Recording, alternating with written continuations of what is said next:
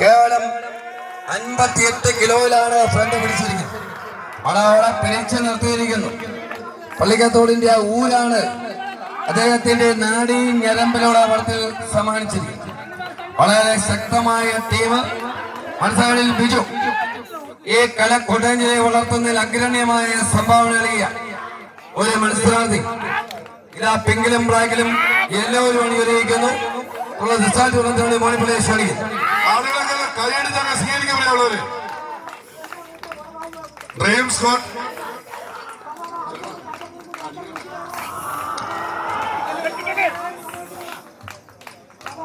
അതേ മനോഹരമായ പോരാട്ടം അവിടെ തുടരുകയാണ്.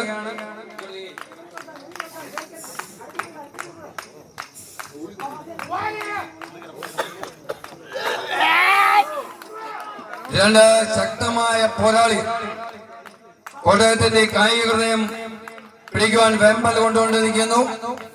നമ്മുടെ പൊൻകുന്നത്തിന്റെ പ്രിയങ്കരനായ നജീബാണ് ഇപ്പോൾ കോച്ചായിട്ട് രംഗത്ത്.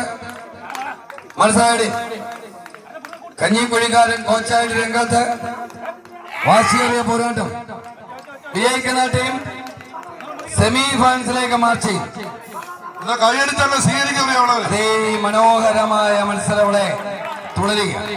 തിരുവനന്തപുരം മോനിപ്പള്ളി വിസ്മയമേറിയ മത്സരത്തിനായി പ്രവേശന കവാടത്തിലേക്ക് എത്തിച്ചേരേണ്ടതാണ്. അതേ മനോഹരമായ പോരാട്ടം ഇവിടെ പുരോഗമിക്കുന്നു. വാശിയേറിയ മത്സരം ഇവിടെ തുടരുകയാണ്.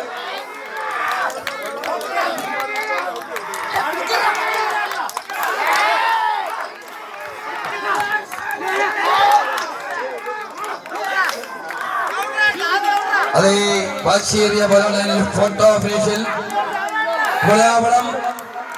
പതുക്കെ